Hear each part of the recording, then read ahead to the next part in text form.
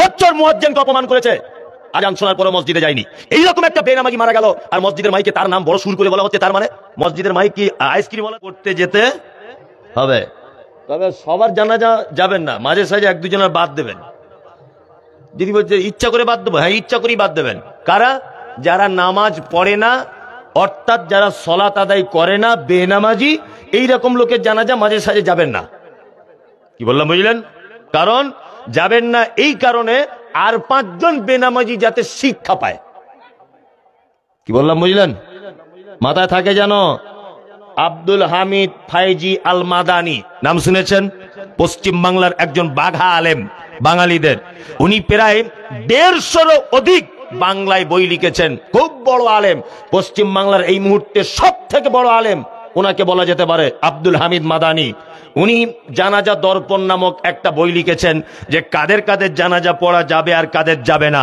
ওই বইয়ের 67 নাম্বার পৃষ্ঠায় তিনি উল্লেখ করেছেন বেনামাজিদের জানাজা কেউ পড়লে পড়তে পারে, তবে অন্য নামাজিদের বেনামাজিদের শিক্ষা দেওয়ার জন্য মাঝে সাঝে সমাজের দ্বারা দায়িত্বশীল অর্থাৎ আলেম ওলামা ইমামগণ তাদের জানাজা থেকে বিরত থাকা ভালো, যাতে আর 5 জন বেনামাজি ভয় করে। নাম্বার 2, তিনি বলেছেন বেনামাজির জানাজা যদি কেউ পড়তে যায় পড়তে পারে, কিন্তু তার জন্য দোয়া করা ঠিক হবে না। এটা উনি বলছেন, আমার কথা নয়, ওনার বই থেকে বলছি। তার মানে জানাজা দোয়া হয় না। আল্লাহুম্মা গফির লিহাইয়িনা, আল্লাহ জীবিত মানুষকে ক্ষমা করে দাও, ও মাইয়িতিনা, আর যে মারা গেছে তাকে ক্ষমা করে দাও, ও শাহিদিনা, যারা উপস্থিত তাদেরকে ক্ষমা করে দাও, ও গায়বিনা, যারা অনুপস্থিত তাদেরকে ক্ষমা করে দাও, ও সাগীরিনা, তুমি ছোটদেরকে ক্ষমা করে দাও, ও কাবীরানা, তুমি বড়দেরকে ক্ষমা করে দাও, ও যাকারিনা, পুরুষদেরকে ক্ষমা করে দাও, ও উনসা, নারীদেরকে ক্ষমা করে দাও। দোয়া করি কি করি না? করি। এখন বেনামাজি তো নামাজ না পড়া অবস্থায় মারা গেছে, ওর জন্য যদি বলি আল্লাহ বেনামাজিকে ক্ষমা করে দাও, ক্ষমা হবে? হবে? হবে না। আপনাদের আর একটা কথা মাঝখানে বলে দিই, এটা ভুলে যাচ্ছি আমি। মানে এইসব কথাগুলো বারবার বলতে হবে, না বললে সমাজ পরিবর্তন হবে না। আপনাদের এখানে কেউ মারা গেলে মসজিদের মাইকে বলে? বলে। আমি কিন্তু ফতোয়া দিচ্ছি না, একবারও ফতোয়া দেওয়ার যোগ্যতা আমার নেই। আমি একটা জিনিস আপনাকে দায়িত্ব দিলাম ভেবে দেখার জন্য। এক, মরে গেলে মসজিদের মাইকে কি বলে? আসসালামু আলাইকুম, ইন্না লিল্লাহি ওয়া ইন্না ইলাইহি রাজিউন। দক্ষিণ পাড়ার ফটিক ভাই মারা গেছে, জোহরের পরে জানাজা, সবাই থাকবেন, বলে না? বলে। যে মাইকে অ্যানাউন্স করেছে ও যদি কিয়ামতের দিনে একটু পার পেয়ে যেত ব্ল্যাক লাইন করে কিছু রকম ভাবে, এই যার নামে অ্যানাউন্স করেছে মসজিদে, এই অ্যানাউন্স করার কারণে ও পাকড়াও হয়ে যাবে। কি বললাম বুঝলেন? যদি বলছেন এত বড় কথা কেন বললেন, বলে দিই। যে লোকটা মারা গেছে ফটিক ভাই 60 বছর বয়সে মরেছে, 10 বছরে ওর জন্য নামাজ ফরজ হয়েছে, তাই না? 50 বছর মুয়াজ্জিনকে মসজিদ থেকে বলেছে হাইয়া আলাস সালাহ, হাইয়া আলাস সালাহ, হাইয়া আলাল ফালাহ। 50 বছর ওর কানে আজান গেছে মসজিদের। 50 বছর মসজিদের আজানকে অপমান করেছে, এক ওয়াক্ত মসজিদে যায়নি। 50 বছর মুয়াজ্জিনকে অপমান করেছে, আজান শোনার পরও মসজিদে যায়নি। এইরকম একটা বেনামাজি মারা গেল আর মসজিদের মাইকে তার নাম বড় সুর করে বলা হচ্ছে, তার মানে মসজিদের মাইক কি আইসক্রিম ওয়ালাদের মাইক নাকি? হ্যাঁ, যে সে মরে গেলে ওখানে অ্যানাউন্স করতে হবে। আর ওই মসজিদ থেকে 50 বছরটাকে এলান করা হলো, একবারও মসজিদে এসে 5 ওয়াক্ত নামাজ পড়লো না। আর ওর মতো বেনামাজি মারা গেছে, তুমি ঢং করে তার নাম মসজিদের মাইকে বলতে যাচ্ছ। যে বলবে কিয়ামতের দিনে আসামির কাঠগড়াতে দাঁড়িয়ে যাবে। বেনামাজি লোক নামাজ কালাম পড়ে না, কিছু না, সে মারা গেছে মসজিদের মাইকে বলতে যাচ্ছে। যে বলছে তারও তো লজ্জা শরম থাকা দরকার। আমি 50 বছর ওকে ডেকেছি, একবার আসেনি। আমি মুয়াজ্জিন মসজিদের, আর ও মারা গেল আমি মসজিদের মাইক এলান করে দিব। খুব সাবধানে থাকবেন।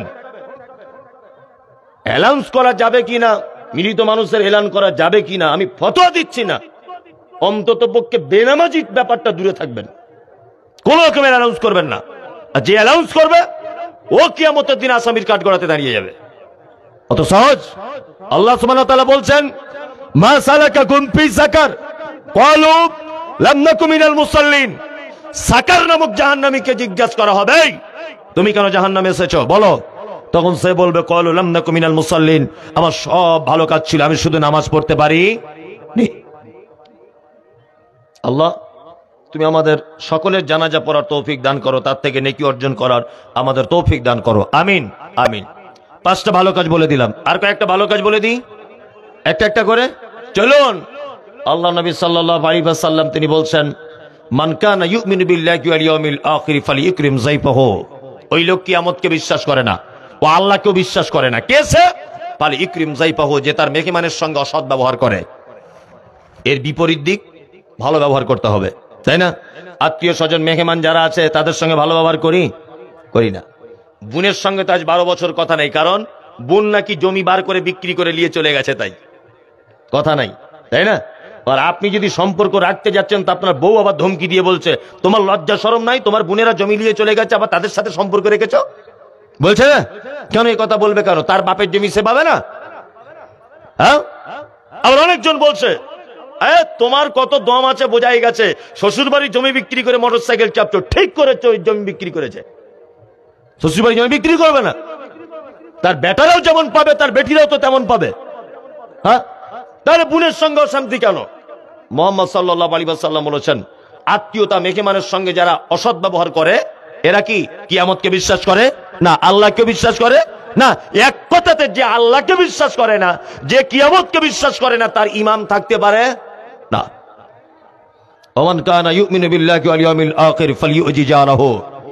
ওই লোক আল্লাহকে বিশ্বাস করে না, ওই লোক কিয়ামতকে বিশ্বাস করে না। কে সে? যে তার প্রতিবেশীর সঙ্গে অসৎ ব্যবহার করে। প্রতিবেশীর সঙ্গে তো কারোর ভালো ব্যবহার নাই।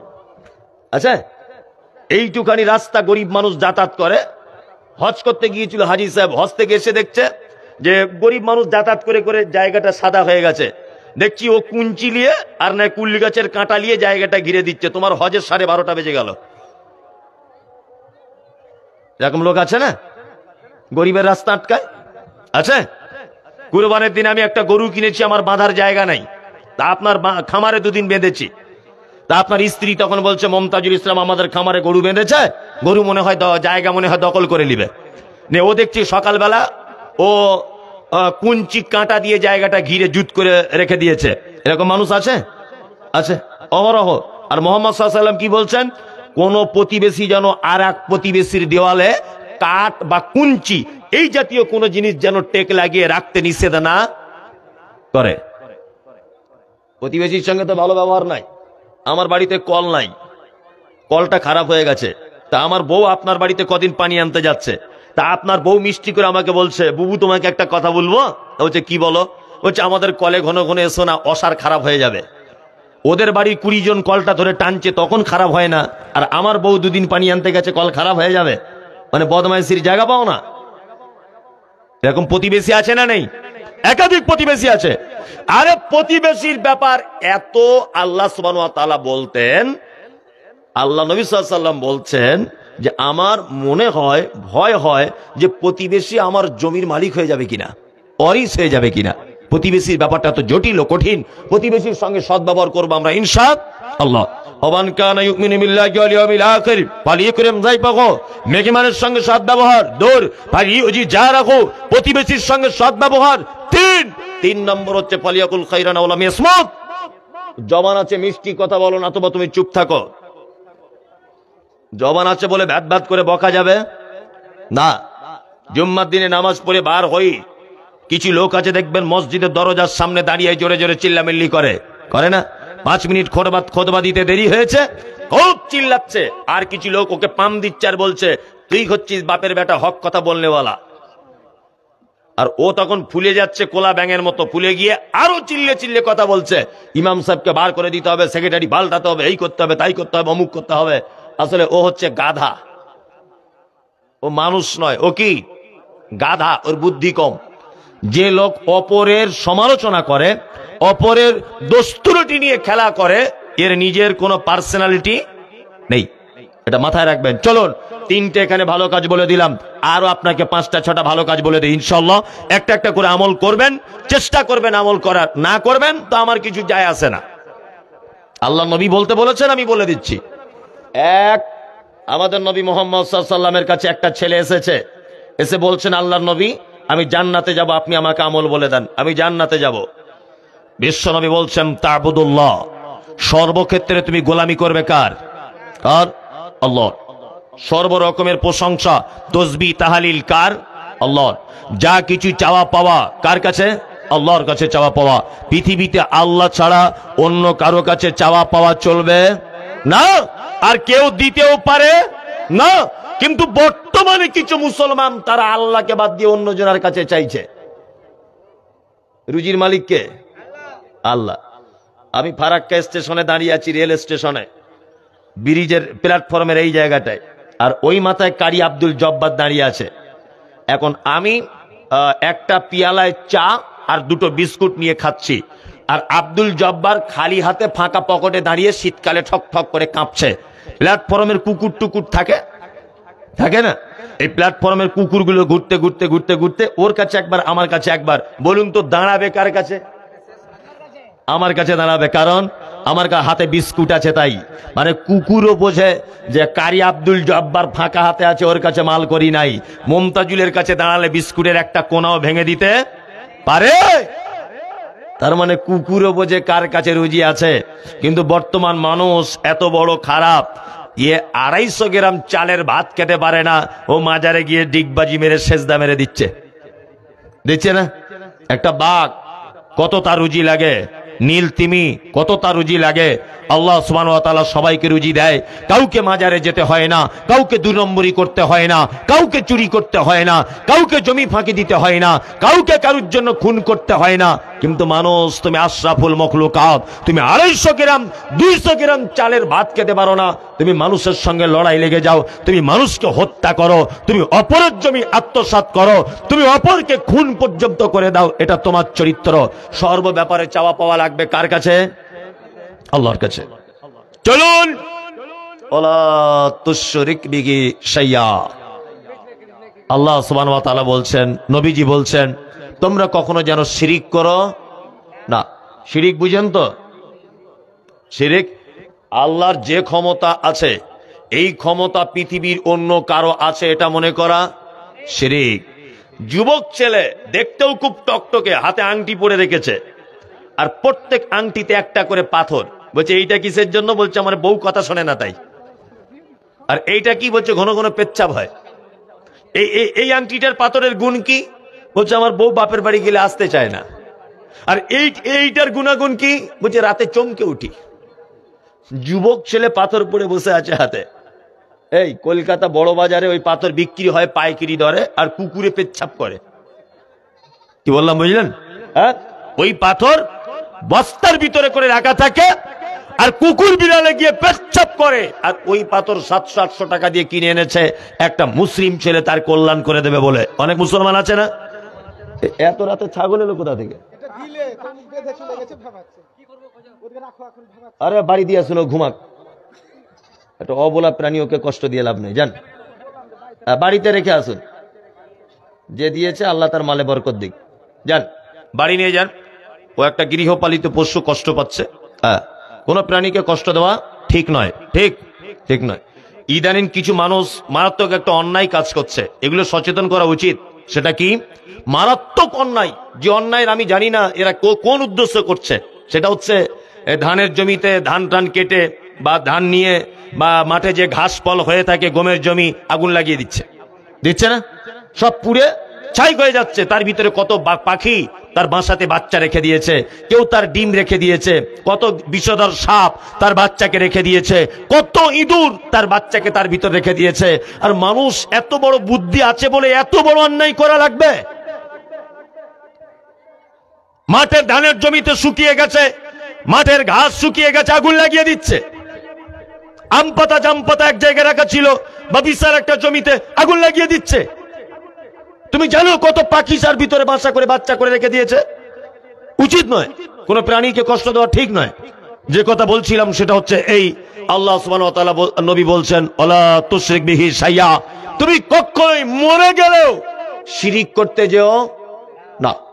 অতকিমুস সালাতিল মাকতুবাতা, ফরজ নামাজ ছেড়ে দিও না। নামাজ পড়েন তো? সস্তায় জান্নাতে যাবার লোক এখানে বেশিরভাগ বসে আছে, তাই না? এখানে বসে আছেন কি জন্যে? নেকি হবে, জান্নাতে যাবো এই কারণে তো। হ্যাঁ, জলসা শুনলে তার মানে নেকি হয় আর জান্নাত পাওয়া যায়, তাই তো? তাহলে আবার আজকে এশার নামাজ কারা কারা পড়েছেন? যারা পড়েনি তারা তো হাত তুলতে পারবে না। হ্যাঁ, তারাও বসে আছে কেন? জান্নাত যাবে বলে। পাগল কি আর গাছে ধরে? মাথায় টুপি দেওয়া কি এমনি, তাই না? আর এইখান থেকে এইখানটা ঢেকে রাখা কি ফরজ? তা কেউ যদি এই জায়গাটা আগলা করে মাথায় পাগড়ি পরে বসে থাকে, ব্যাপারটা কেমন হবে? পাচা টাচা সবকিছু আগলা, মাথায় টুপি পরে বসে আছে, ব্যাপারটা কেমন? ভালো না খারাপ? খারাপ। তা এশার নামাজ পড়েনি, আজকে ফজরে পড়েনি, জোহরে পড়েনি, আসরে পড়েনি। মুমতাজুল ইসলাম আসবে, কারি আব্দুল জব্বার, চল জলসা শুনে আসি। আর ডেলিগেটে 100 টাকার খাওয়া বা ফ্রিতে খাওয়া, প্যান্ডেল জাম করে বসে আছে, রাত 2টোর সময় বাড়ি যাচ্ছে মাতালের মতো করে, মনে হচ্ছে আল্লাহর ওলি ঢুকছে বাড়ি। সবকিছু জেনে এসেছো। আবার কাল সকালবেলা থেকে চরিত্র যেমন তেমন। মানুষ কত বোকা। অতুকিমুস-সালাতিল মাকতুবাতা, নবীজি বলেছেন তুমি সালাত আদায় করবে। সালাত ফরজ, বাধ্যতামূলক একটি ইবাদত। অতুতিজ যাকাতিল মাফরুজাতা, আর তুমি যাকাতের নিসাবে চলে এলে কি করবে? যাকাত দিয়ে দিবে। এই রমজান মাস আসছে, কত টাকা? 1000 টাকা কত যাকাত? তাহলে এরা যদি এই হিসাবটাই না জানে তো যাকাত দেয় কি করে? আশ্চর্য ব্যাপার। মানে কিছু কিছু ঘটনা ঘটে তো, এগুলো মনে হলে বলতে হয়। এ যদি যাকাতের হিসাব জানে না, দিবে কি করে? এই রমজান মাস আসছে, মাথায় রাখবেন 1 লাখ টাকা সব খরচা বাদ দিয়ে ব্যাংকে জমা আছে। কত?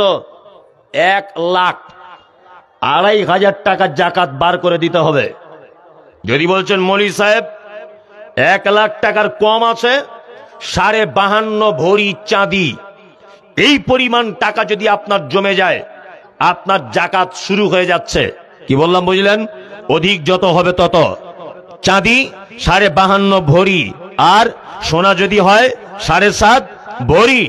তখনকার দিনে হয়তো এই রকম ছিল, চাঁদি আর সোনার দাম এতটা ডিফারেন্স হয়তো ছিল না। তার মানে তখন এইটা হয়তো বোঝানো হয়েছিল 7.5 ভরি সোনার যা দাম, 52.5 ভরি চাঁদির তাই দাম, এটা তখন ছিল। যাই হোক, এখন যদি আপনার বাড়িতে 52.5 ভরি চাঁদির টাকা যদি থেকে যায়, তাহলে আপনাকে যাকাত দেওয়া শুরু করতে হবে।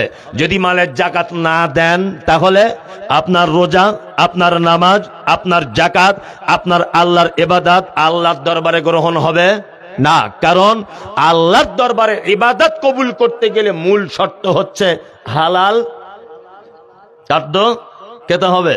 বর্তমান বাজারে আমাদের নিজস্ব যা সমীক্ষা, কারণ এই সমীক্ষাটা আমি ভালো করতে পারি, আমি মাদ্রাসার সঙ্গে যুক্ত। এই রমজান মাসে যাই মাদ্রাসার আদায় করতে, তাতে করে দেখতে পাওয়া যায় বিশাল কলকাতায় 5 তলা বিল্ডিং এর মালিক, বিশাল ধনী লোক, 15টা রমজানে গিয়ে বলছি মাদ্রাসার জন্য কিছু যাকাত দেন, বলছে দিয়ে সব শেষ হয়ে গেছে, আপনি 500 টাকা লিখুন।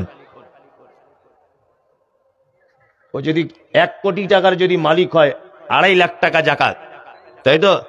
তো ওর কাছে কলকাতায় কত লোক গেছে ওর কাছে, আর ও কত দানির বেটা যে 2.5 লাখ টাকা 10 দিনে শেষ করে দিয়েছে।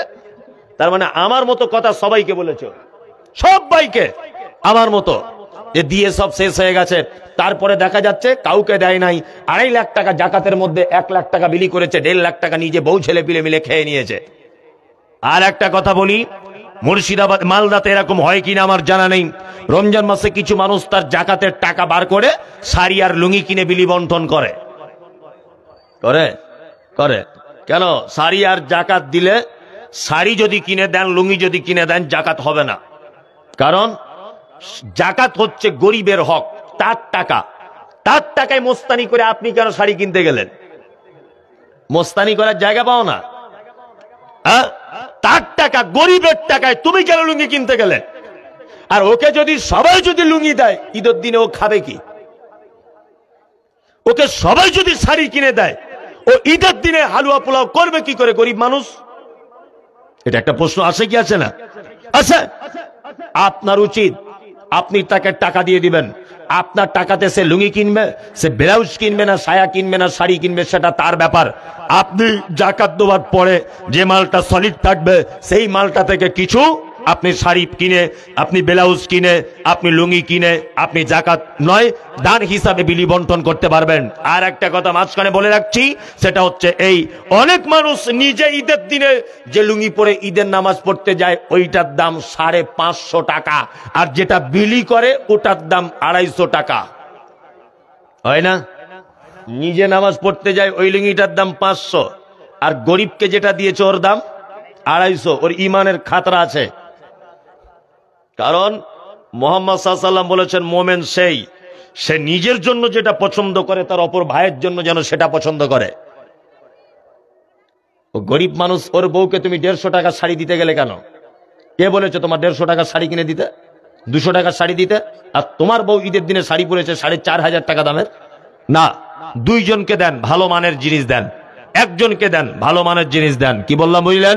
চলুন নাম্বার 5, তাহুজ্জাল বাইত। মুহাম্মদ সাল্লাল্লাহু আলাইহি ওয়াসাল্লাম তিনি বলছেন, তোমরা কি করবে? মক্কা মদিনা থেকে ফেরত আসার মতো টাকা যদি তোমাদের কাছে থেকে যায় তাহলে তোমরা কি করবে? হজ করে নেবে। এই 5টা জিনিস সম্পর্কে ছেলেটি আল্লাহর নবীকে বলছেন, আল্লাহর নবী আমি এর বেশিও করব না, কমও কিছু করব না, আমি কি জান্নাত যেতে পারবো? বিশ্ব নবী বলছেন, অবশ্যই তুমি জান্নাত যেতে পারবে।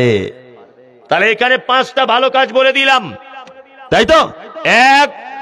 এক নম্বরে হচ্ছে সমস্ত ব্যাপারে গোলামি করতে হবে কার? আল্লাহর।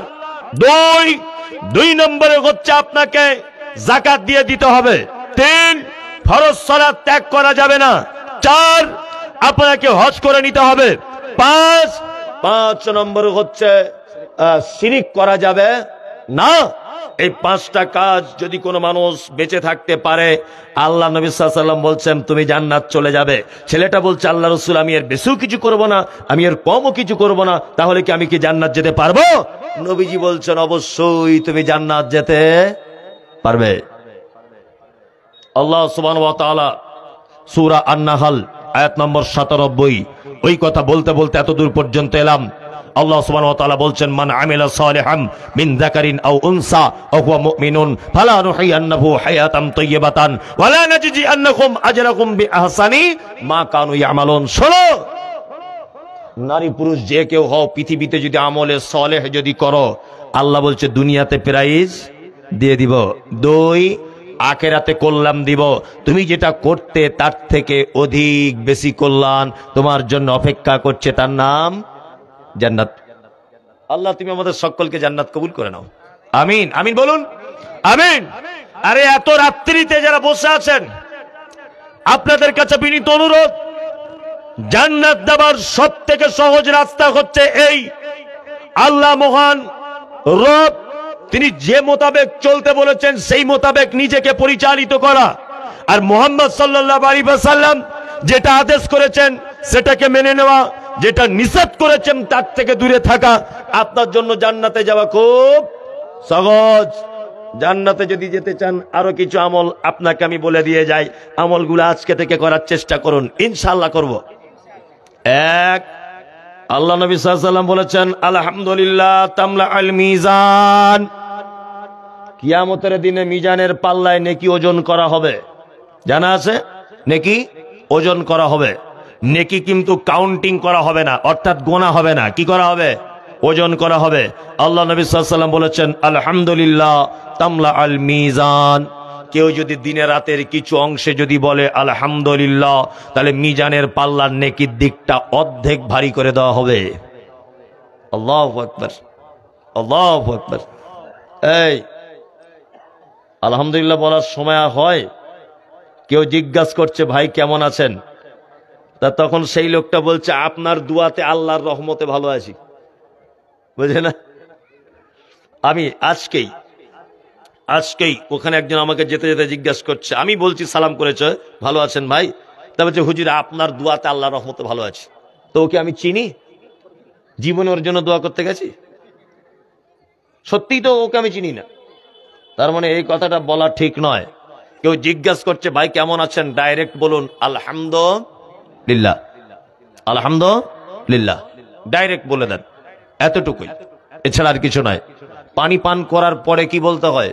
আলহামদুলিল্লাহ। আপনি ভালো একটা জিনিস খাচ্ছেন, খুব স্বাদ, মাংসটা খুব টেস্ট, ফলটা খুব টেস্টফুল, কি বলবেন? আলহামদুলিল্লাহ। ভাত খাচ্ছেন, ডালটা খুব সুন্দর হয়েছে, তরকারিটা 1-2 লোকমা করে গালে দিচ্ছেন, আর কি বলবেন? আলহামদুলিল্লাহ। মুহাম্মদ সাল্লাল্লাহু আলাইহি ওয়াসাল্লাম তিনি বলছেন, কোন মানুষ যদি দিনে রাতের কিছু অংশে আলহামদুলিল্লাহ নামক শব্দটা যদি বলে, তাহলে মিজানের পাল্লার নেকির দিকটা অর্ধেক ভারী করে দেওয়া হবে। চলুন, আল্লাহ নবী সাল্লাল্লাহু আলাইহি ওয়াসাল্লাম তারপরে বলছেন, সুবহানাল্লাহ ওয়াল হামদুলিল্লাহ তামলাহান ওয়া তামলাহান মা বাইনাস সামাওয়াতি ওয়াল আরদ।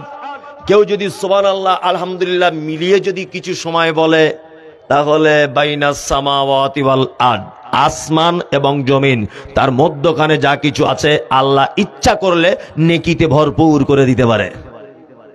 সুবহানাল্লাহি ওয়া বিহামদিহি সুবহানাল্লাহিল আযীম। মুখস্থ আছে? মাঝে সাঝে বলবেন। দরিয়ার ফেনা সম পরিমাণ পাপ থাকলেও আল্লাহ ক্ষমা করে দিবে, তবে কাবিরা পাপ হলে তওবা করা লাগবে। সাগিরা পাপ, ছোট যে পাপের ব্যাপারে কোরআন এবং হাদিসে সাজা ঘোষণা করা নাই, কোন কাফফারা ঘোষণা করা নাই, কোন রকমের সাইজ করবে একটা মানুষকে এটা ঘোষণা করা নাই। অনলি ফর শুধুমাত্র সাধারণ পাপ, তার জন্য মারাত্মক কোন গুনাহ নির্দিষ্ট ভাবে নেই। এটা হচ্ছে সাগিরা পাপ। কাবিরা হচ্ছে ওই পাপ যে পাপের জন্য আল্লাহ সুবহানাহু ওয়া তাআলা আযাব, সাজা এবং হদ নির্দিষ্ট করে দিয়েছেন, তার জন্য কাফফারা নির্দিষ্ট করেছেন। এটা হচ্ছে কাবিরা পাপ। যারা চলেই তো যাচ্ছেন, মসজিদ ভেঙে গেল, আপনাদের কাছে বিনীত অনুরোধ, এটা একটা কবরস্থান, পৃথিবীর শেষ যে জায়গা, আপনাকে যেখানে গিয়ে রাতে ঘুমাতে হবে, যে জায়গাটা আপনার পরীক্ষার রুম অর্থাৎ কবর, সেই জায়গার জন্য এই জলসাটা ডাকা হয়েছে। বিনীত অনুরোধ, চলে যান না, অবশ্যই ওই চাদরে সকলে দিয়ে যান। এই চাদরওয়ালা, তুমি এই দিকে কেন আসছো? ওই দিকটায় যেতে হবে।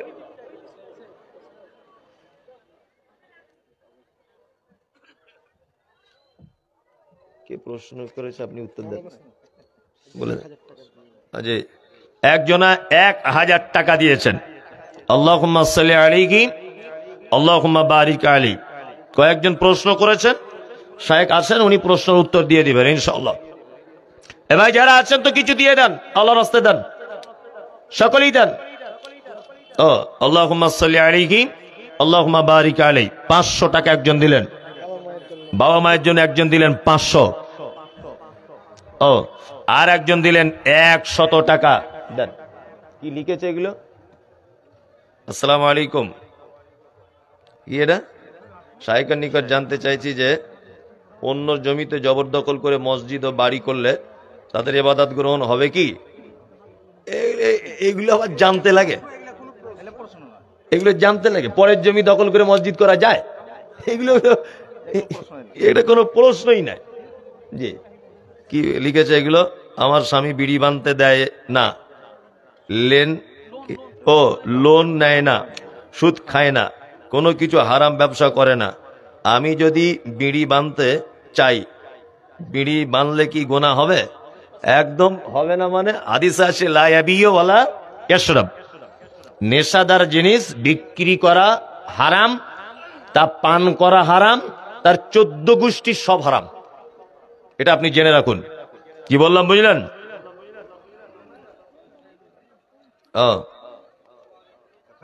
1000 টাকা একজন দিলেন। আল্লাহুম্মা সাল্লি আলাইহি আল্লাহুম্মা বারিক আলাইহি। আচ্ছা, জাকাতের টাকা কবরস্থানে দেওয়া যাবে কি? কেন কবরস্থানে দিবেন কেন?